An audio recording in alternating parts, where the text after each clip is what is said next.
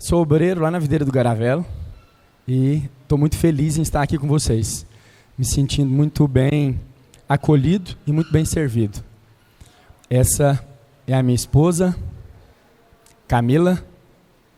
Fiz questão de pôr uma foto comigo para você não duvidar que eu sou bem casado. Ela tem fotos sozinhas muito melhor. Só que sozinho pode ser que você não acredita, né? Que ela era minha esposa. E eu e a Camila, nós estamos juntos desde 2012. E nós temos vivido como quem sonha. E nessa manhã eu vou falar um pouquinho do que é essa vida espiritual normal que nos faz sonhar. Porque o barato dessa vida é viver como quem sonha. Nós nos casamos em 2012 e em 2014 nós decidimos ter filhos. 2000 quanto? 2000 quanto? Nós decidimos ter filhos. Aí abortamos todos os métodos contraceptivos, todos. Agora é livre para poder gerar. E aí passou-se um ano e nada. Aí o pessoal falou assim, não, tomou muito remédio contraceptivo, às vezes precisa de um tempo de desintoxicação. Ok, esperamos, segundo ano e nada. Terceiro ano, uma seta de preocupação, porque que medicamento foi esse que tomou? Que não sai, né?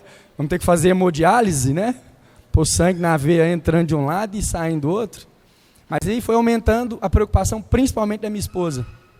E do terceiro para o quarto ano, nós começamos a pensar na possibilidade de problemas. E a minha esposa, muito prontamente, se dispôs a ir com mais frequência ao médico dela, um ginecologista, e para a gente ver o que estava acontecendo. E todo o processo foi acontecendo. Em algum momento da jornada dela, isso já tinha aí mais ou menos 5 anos e meio, vai, volta, e todo mês uma decepção. Para mim, eu, escondidinho, dava uma olhadinha no lixinho do banheiro, se eu via algum papel usado lá mais ou menos rosa, eu já sabia que não tinha dado certo. Então, para evitar o constrangimento de perguntar se estava atrasado, eu fiquei mais atento a isso, porque era doído para nós sabermos que há 5 anos nós não conseguimos fazer aquilo que nos estava proposto. Aí, para mim, ia soando como impotência. Será que eu dou conta de fazer um menino? Para o homem é muito ruim. Eu acredito que boa parte dos homens, quando ele é testado nessas áreas, ele fica assim inseguro. Será que não dá certo para mim? E muita gente tentando por acidente, tendo filho ao meu derredor. O meu cunhado mesmo, escorregou lá com uma menina de 14 anos no mundo e, pum, filho. Pariu com 15 anos de idade, todo desorganizado, e eu casado, casinha própria, na igreja, vê se não é justiça própria, pura. Eu falei assim, para mim o senhor não vai dar? Eu me lembro exatamente o dia que ela deu à luz e eu falei assim para o senhor, eu estou com inveja demais, não dou conta de me controlar, não consigo entender porque que o senhor está dando para os outros tão perto e não dá para mim. 5 anos de espera, 5 anos e meio. Minha esposa decidiu que eu iria nas consultas com o ginecologista. Talvez eu vou ser um dos poucos homens que você vai conhecer que é o ginecologista. E numa das consultas, minha esposa, nas posições que as mulheres conhecem e os homens duvidam, lá, fazendo os exames que precisam ser feitos, e eu do lado, né? Uma coisa, outro homem lá, examinando, e eu de cá, uma coisa assim, muito diferente. Mas faria novamente. E quando ela passou a fazer isso, ela me colocou na crise. Porque eu acredito que ninguém gosta de mostrar o corpo daquela forma para ninguém, tantas vezes. E a gente já estava no 4º ou no 5º médico. E às vezes a gente achava que eles não eram profissionais suficientes, então a gente procurava alternativas. E a gente continuava orando por isso, mas isso especificamente me colocou na crise. E eu passei a ir além do que só alguém que tinha a provisão para um filho. Eu passei a buscar por um filho e sonhar um filho assim como ela. E aí eu comecei a me compadecer também daquele constrangimento, daquela dor. Com 6 anos e meio de tempo de espera, a gente vivia assim, ó.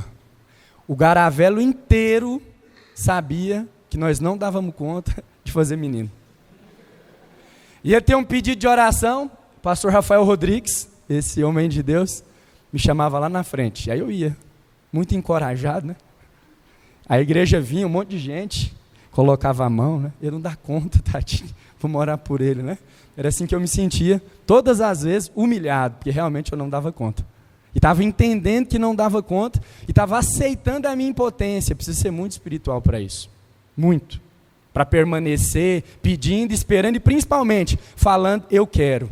Porque todas essas coisas tentavam me intimidar. Mas isso era um sonho. Talvez, as noites que passaram até aqui, você encheu o seu buchinho de arroz, feijão, assistiu o telejornal ou a novela das 8, foi dormir e teve um sonho. Mas não é disso que eu estou falando. Um conjunto de imagens que compôs o seu dia, que de repente misturou com a feijoada na madrugada e virou uma bagunça e você acha que sonhou. Não. Eu estou falando de um desejo profundo. Não cabia no meu entendimento e não justificava a minha existência passar por essa terra, morrer e eu ser o fim de uma geração. Eu não queria ser fim de história de ninguém. Eu queria que outras histórias acontecessem a partir da minha vida. Era inconcebível o Senhor me chamar para ser pastor, cuidar dos filhos dos outros e deixar a minha mulher seca. E eu ser o fim de uma geração. Sabe a sua geração, Wendel Miranda? Acaba em você. E nós orávamos, chorávamos e orávamos. E aí, no 6º ano e meio mais ou menos, a minha esposa engravidou. Não passa ainda. Não, volta. Fica aí. E com 6 semanas, sexta para a 7ª semana, houve um aborto. Se você não entende o que é isso na prática, é uma espera de 7 anos, que agora tem uma boa notícia, e um pai desesperado. No dia que eu fiquei sabendo, na hora praticamente, eu montei na moto e saí com ela desesperado, e fui em todos os parentes de Aparecida e de Goiânia. E lá a minha esposa falava assim, vamos fazer uma surpresa? Eu falava, vamos. Aí quando chegava lá no portão, eu gritava, estamos grávidos! Não tinha surpresa, eu não aguentava. E aí, isso tinha 4 semanas de gestação, 2 semanas depois, aborto. Ela sangrou. Eu andei com ela para 3 maternidades diferentes, 3 profissionais dos melhores de Goiânia. Nós tínhamos plano nessa época. E eu ouvi o mesmo diagnóstico, vocês abortaram. Minha esposa passou por um procedimento que chama curetagem, aí arrancou os restos do fetinho que estava lá. E aí esse bebê não existiu.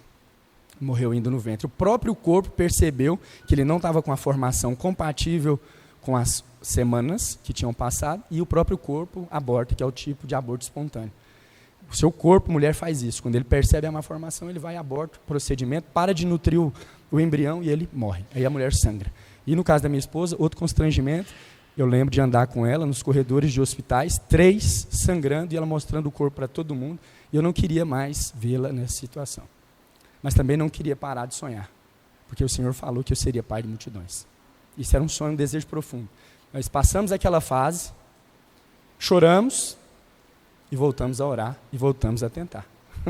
Que a única parte boa desse trabalho é tentar. E alguns meses depois, nesse percurso aconteceu uma coisa muito interessante. As pessoas automaticamente se compadeciam da nossa história.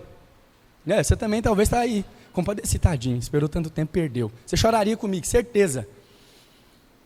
Então as pessoas falavam assim, olha, é melhor vocês esperar uns 3, 4 meses. Porque é muito comum um aborto nas primeiras semanas.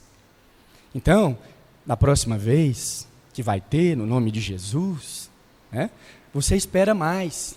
Aí eu senti uma intimidação. Eu falei assim, se Deus me der com 1 hora... Ele não é o mesmo Deus que me dá com 9 meses? Que diferença faz?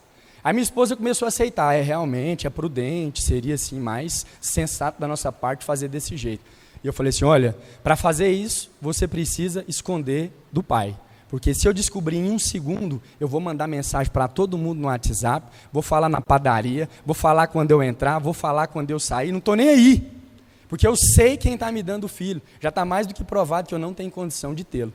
Se o Senhor não me der, nós não vamos ter. Eu sei quem está dando. Eu não entendo o que aconteceu, não sei o motivo pelo qual nós perdemos, mas eu sei de uma coisa, eu sou pai de multidões. E nós seguimos. Pode passar? E nós seguimos, pode passar para a fotinha dele. E esse aí é o Noah. Pode passar. 7 anos depois, nós nos matriculamos no curso de criação de filhos sem filhos. O primeiro pastor que entrou na sala foi o pastor de governo, o pastor Radamés. E a hora que ele entrou assim, com uma apostilazinha na mão, ele passou e ficou olhando, vocês aqui, que nós já éramos discipuladores. E aí ficou surpreso, mas era um ato de fé. A gente foi lá para ser envergonhado. As circunstâncias em um curso de criação de filhos são as circunstâncias de alguém que tem uma criança em casa. E nós ainda não tínhamos, mas sabíamos que ia dar. Antes de acabar o curso, minha esposa estava gestante. E eu fiz festa. Todas as festas possíveis e que eu conseguia bancar, é claro. E esse é o Noah, o fruto de um sonho. Tem mais fotinha dele aí?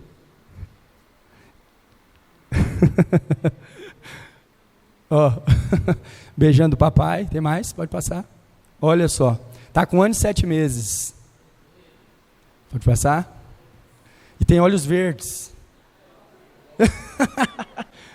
É incrível. Tem uma avó que tem olho verde, aí ele herdou. Eu falei, é favor de Deus. Amém? Vale a pena viver como quem sonha. Vale a pena esperar no Senhor. E vale a pena buscar por aquilo que o Senhor colocou os desejos no coração para você pedir. Eu me lembro de uma das manhãs, lá no auditório, que eu acreditava que o Espírito Santo estava falando comigo algo. E se o Senhor não te der filhos, vai mudar alguma coisa? E se Deus não der, você vai continuar servindo? Vê esse pensamento. E eu comecei a me conformar à ideia de que teria a possibilidade de eu não ter filhos, realmente ser o fim de uma geração. E eu lembro que no meio da oração, isso a gente já tinha passado por um aborto, quando eu comecei a pensar e cogitar essa possibilidade, pode ser que nós não fomos mesmos criados. Então eu preciso aproveitar ao máximo, porque eu sou o fim dessa geração. E vai acabar em mim. Então, eu lembro que o Espírito Santo falou algo no meu coração, que soou assim na minha mente, quase que me derrubando.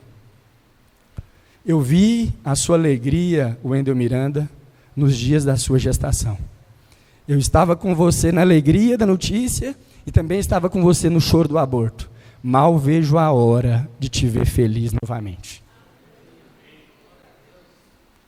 E eu saí para orar e eu não admitia fazer como Eucana e me conformar à esterilidade, dando presentes para minha esposa. O presente da minha esposa era o filho que o Senhor nos tinha prometido. E eu buscava isso todos os dias. Se você andasse comigo por alguns momentos, você ia saber o que eu queria rapidamente. Se você conversasse comigo como casal e a minha esposa, você ia saber, esse casal quer ter filhos. Por quê? Porque eu não tinha vergonha de proclamar o que eu queria. Mas tem um ponto decisivo nisso, eu queria. A igreja sabia, é por isso que ela orava por mim. O meu sonho era tão forte, tão profundo, que as pessoas estavam envolvidas como se fossem parte da minha equipe.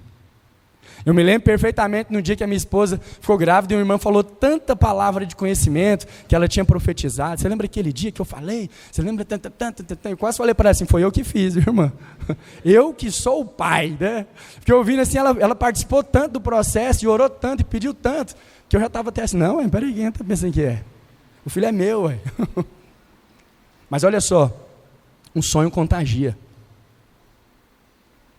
Envolve pessoas. Um sonho é fruto de uma promessa e envolve um propósito. Romanos capítulo 1, verso 17, na parte B fala que o justo viverá pela fé. E quando nós falamos de uma vida pela fé, nós falamos de uma vida que só existe em um mundo espiritual. Só existe numa realidade invisível. E qual que é o nosso problema? E o problema dos nossos sonhos? Estamos amarrados nas coisas que nós sentimos e que nós vemos. Quando Paulo afirma aqui aos romanos que estava escrito que o justo viveria pela fé, ele estava amarrando a vida real, a vida verdadeira, a uma condição que os seus olhos não podem ver.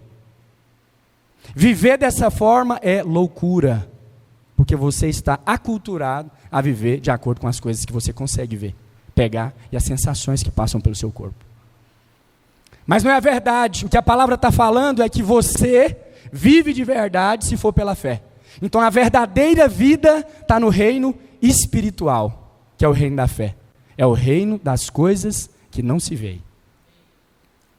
Você consegue perceber o desafio que é viver uma vida de verdade? Além do que você sente, além do que você tem, e experimentar daquilo que está proposto antes que se materialize diante dos seus olhos. A isso é que a Bíblia está falando de realidade de vida real. E é uma vida cristã normal, comum. É a verdadeira vida. É a vida verdadeira que o Senhor anseia que nós experimentemos. E você existe para um propósito muito específico. Quando você abre o livro de Gênesis e vê todo o procedimento da criação, você vê que todos os animais foram criados segundo a sua espécie, mas você foi feito em imagem e semelhança de Deus. Se você abrir o livro de Gênesis e ler ali os primeiros versículos até o 26, você vai ver que tem uma pausa na criação e Deus compartilha com a Trindade um desejo, um sonho. Façamos o homem. Estava pronto?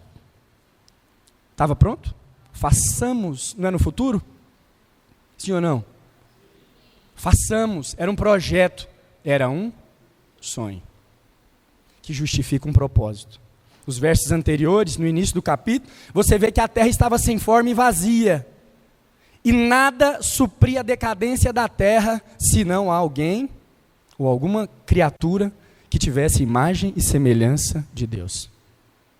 Quando imagem e semelhança são reestabelecidos na criação, você está apto a sonhar.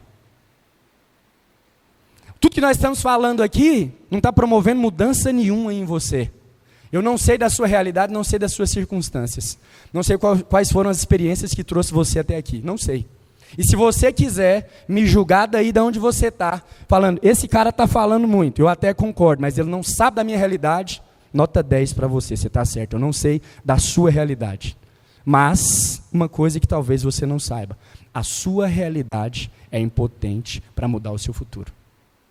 As palavras que vos tenho dito são poderosas para fazer muito mais do que você é capaz de imaginar, pensar e pedir.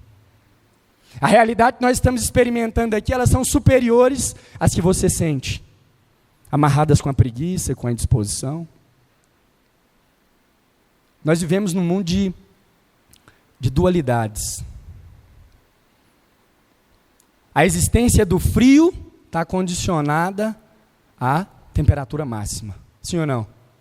Senão, como nós saberíamos que é frio se não conhecêssemos o quente? Como saberíamos que é alto se nós não conhecêssemos o baixo?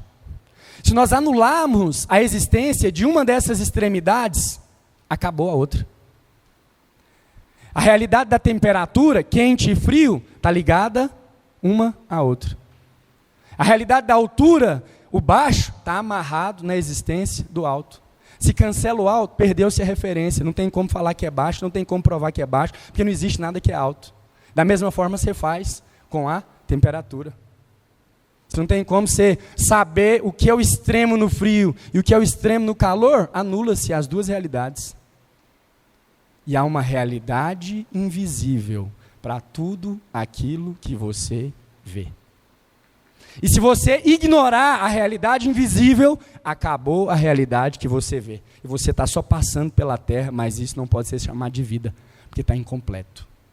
Da mesma forma que o frio pode anular o quente, se for cancelado, o invisível anula a realidade se você ignorar. Por isso é que a fé condiciona a sua vida. E não existe vida fora disso. O justo vive pela fé. O justo vive pelo Espírito. O governo e o domínio está nas coisas que se não veem. Então quem tem uma contrapartida melhor e maior? É quem tem uma vida no reino invisível, mais bem treinada. Amém? Até então vocês estão olhando assim, assustados?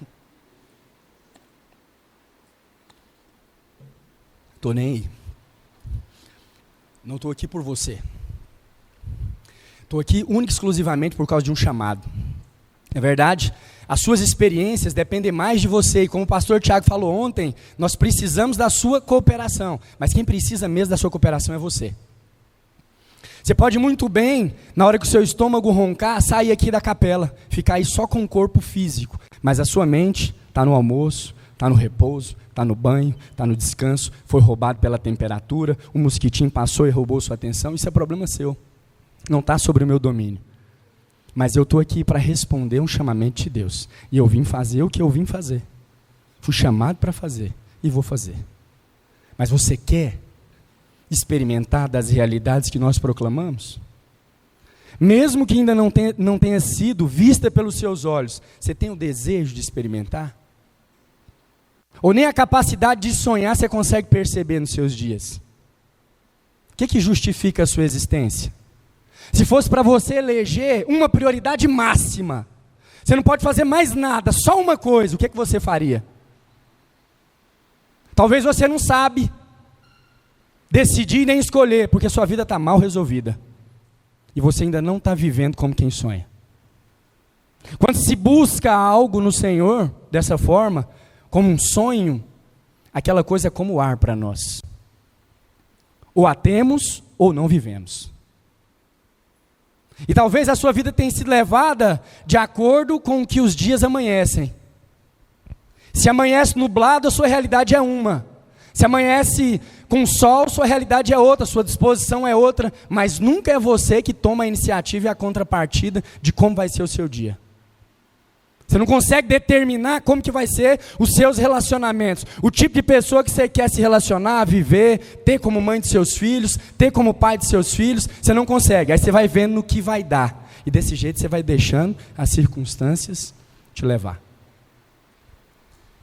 Vida natural, não é vida real. A fé é a certeza das coisas que não se veem. E a minha palavra aqui é para dar um start na sua vida espiritual, para restaurar os seus sonhos. Há um motivo muito específico para o Senhor querer você pisado nessa terra, mas não como um cachorro, não como uma vaca, não como um cavalo, porque você se difere de todo o resto da criação.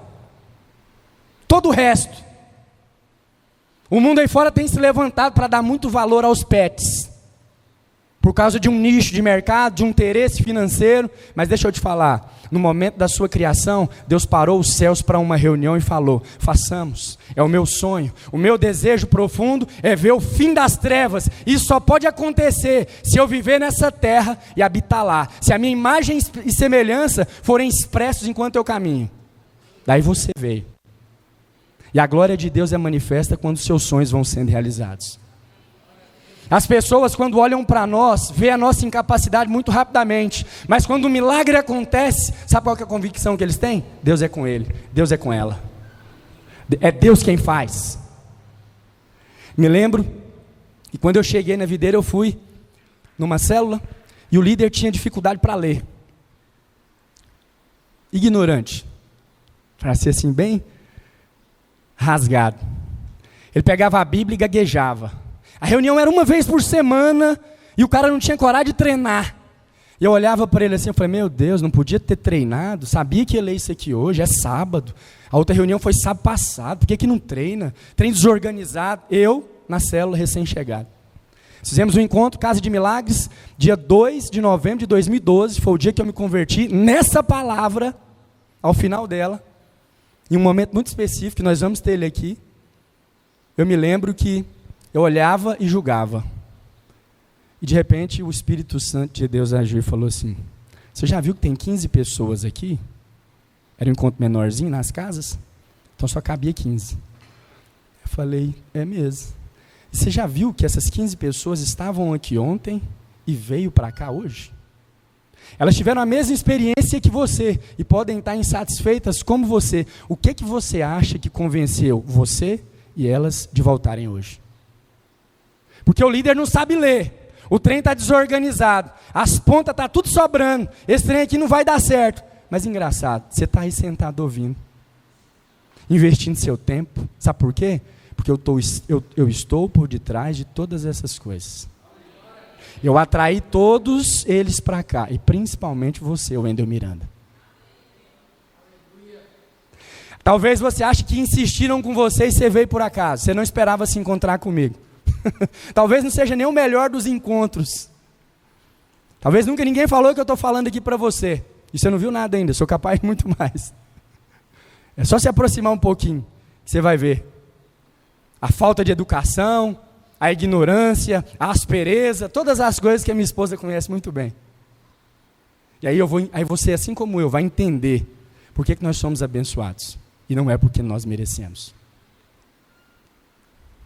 Não subo aqui para esfregar o meu sonho e o meu milagre na sua cara, para falar eu tenho sucesso e você não tem.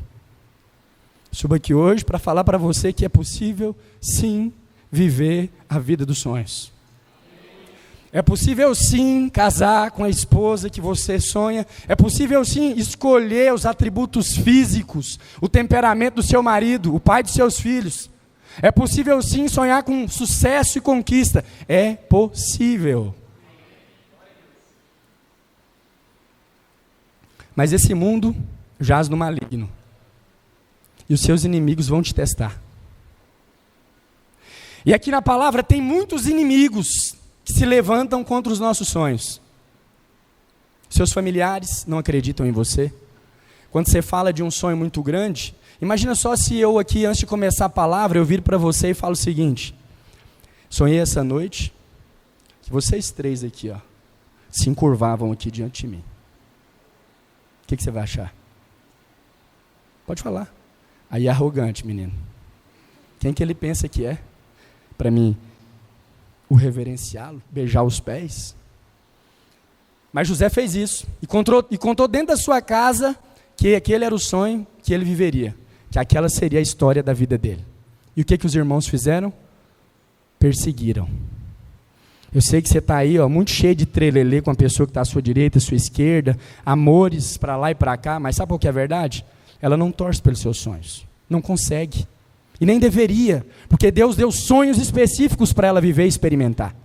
Não é que nós temos que ter problema com as pessoas, não, mas é que o normal para você vai ser o seu sonho assustar as pessoas às suas voltas, porque quando você contar, o que eles vão perceber? Só pode estar doido, é impossível isso acontecer para você.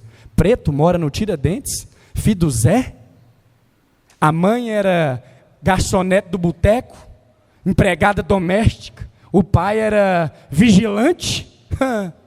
Difícil acreditar. Presidente da República, médico, advogado, impossível.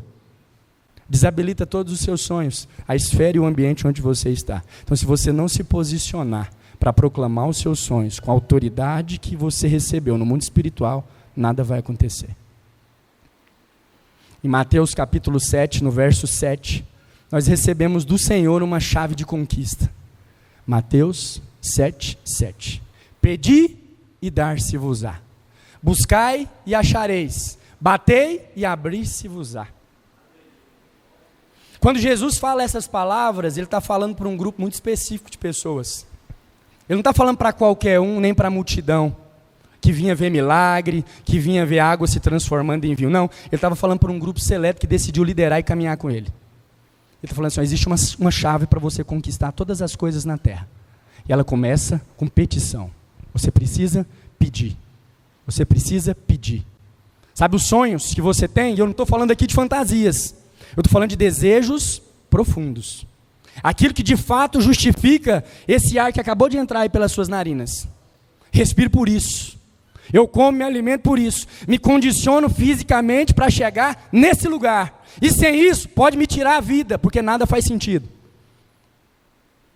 Você precisa pedir. Mas é a busca quem faz dos seus sonhos uma recompensa. Você pode passar a vida inteira aqui na terra pedindo. Pede, pede, pede, nada acontece. Você pode passar a vida inteira querendo e nada acontecer. Mas o mundo espiritual pede uma contrapartida sua. Uma realidade.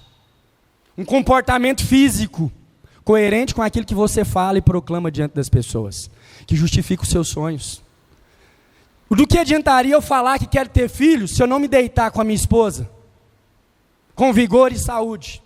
Sabe, em determinado momento da caminhada, para ter o Noah, eu já tinha decidido no meu coração, não importa a condição que eu estou, hoje vai ter.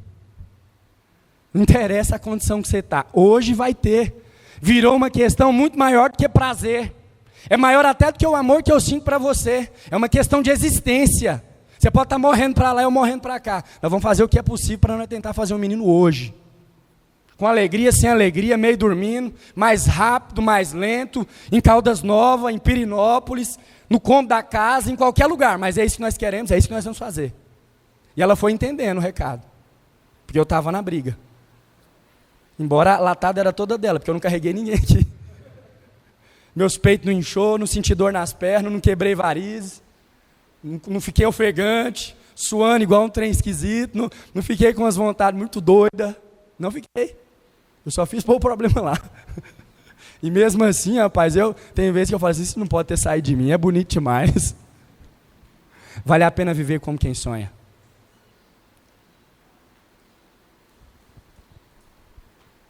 Você sabe quando é, ou qual é a diferença de ter um pedido de oração atendido para ter a resposta de uma busca? Você pediu, Deus deu, ok. O que você vai entender? Sou amado, sim ou não? Você pediu, Deus deu, sou amado. É ou não é? Sou assistido, Deus vê, ouviu eu pedindo. Sou ouvido, sou compreendido, porque do jeito que eu pedi, Ele me deu. São conclusões, sim ou não? Mas vamos supor que você pede e não acontece. Aí você começa a buscar. A busca envolve todo o seu corpo. Suas emoções, sua vontade, entram na briga. Agora você pede e busca. Será que está na direita? Será que está na esquerda? Esse irmão aqui, será que pode me ajudar? Deixa eu ver. Não, sai. Eu não quero relacionamento com você não, porque eu estou indo para essa direção, você vai para lá. Busca. É a mesma bênção. Só que agora vem sobre você como uma recompensa. Porque Deus, durante a espera, Ele te fez trabalhar com Ele. Você consegue ver o favor e a bondade de Deus, de um sonho que você recebe só porque você pede, e de um sonho que você recebe porque você foi atrás e buscou? Isso é favor de Deus. É Deus quem vai fazer, mas Ele te fez cooperador. Além de abençoar, também você é o cooperador. Faz parte do sucesso, faz parte da caminhada. Sabe por que eu conto a história do meu milagre com tanta intensidade? Porque eu sei que eu trabalhei com o Senhor durante todos os processos. Vi a mão poderosa, percebo a minha impotência, sei que é favor de Deus, sei que eu sou assistido, sei que eu sou amado, sei que eu sou compreendido, sei que eu sou servido, mas de uma coisa eu sei, Ele não abriu mão de mim no processo. E eu venci a esterilidade. Eu venci a esterilidade. Eu não falei para você, mas o problema era em mim. No meio de uma das consultas com o ginecologista, ele me aconselhou a fazer. Eu falei, minha esposa está fazendo de tudo. O que eu posso fazer? Ele falou, você já está fazendo muito bem, você vem nas consultas, acompanha ela. Mas, o que eu posso fazer a mais? Eu vou ter um fulano aqui do lado que é amigo meu, e ele é assim, vai lá e faz um exame. Eu fui lá, fiz os exames, aí eu voltei, mostrei, ele falou assim, olha, comparado com os homens comuns, você tem 3% de possibilidade de ter filhos. Motiva, né? Ou não? Se os homens normais tiverem 100, eu tenho 3. É 97 na minha frente. Uau, só preciso de 1%. Na verdade, eu não preciso nem de 1%. Eu preciso só de um espermatozoide que funciona. Glória a Deus por 3%. Vamos aumentar, porque talvez os meus tenham que ficar esperando na fila até os outros chegar para eles ganharem impulso. Uma diversão e uma alegria. Isso é viver como quem sonha. Essa é a minha vida, você goste ou não. Simples, mas vivida no Espírito. Eu tenho certeza que o meu casamento e o meu filho são frutos de um sonho que foi sonhado lá nos céus. E quando eu caminho por essa terra, o mundo natural não tem escolha, ele tem que se render à expressão que eu trago. Quando eu ando no shopping com a minha esposa do lado, eles sabem muito bem quem está chegando, porque eles percebem a presença do Espírito Santo a partir da minha vida. Meu filho não é comum, ele é um trem assim, sobrenatural, ele é um milagre. E as pessoas percebem, sabe por quê? Porque Deus sonhou com isso. Sonhou com filhos que mudavam esferas e comportamentos e ambientes. Essa é uma vida que vale a pena, mas tem que ser guiada por um desejo profundo. Talvez você não conseguiu até hoje nem escolher a sua profissão. Você não sabe nem qual que é a promessa que o Senhor tem para você. É impossível sonhar antes de saber que algo foi prometido para você. Você precisa entender quais são as promessas. E você só faz isso se relacionando com o Senhor. Precisa ter alguém na sua vida, Natasha, que lembre você o que o Senhor te prometeu. Se eu não te lembrar das promessas, você não consegue sonhar com o futuro. E uma vez que você é habilitado a sonhar, você precisa pedir. Até que ponto que eu peço, Wendel? Até o ponto que a petição não se faz mais suficiente, se você precisa buscar. E buscar até quando, Wendel? Até quando a busca não estiver suficiente e você precisar bater. Portas, pessoas, conexões. Quem é que me ajuda? Quem é que não vai comigo? Qual que é a porta que vai se abrir? Onde é que a minha alegria vem?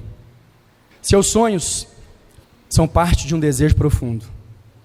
Seus sonhos vão ser resistidos pelo tempo.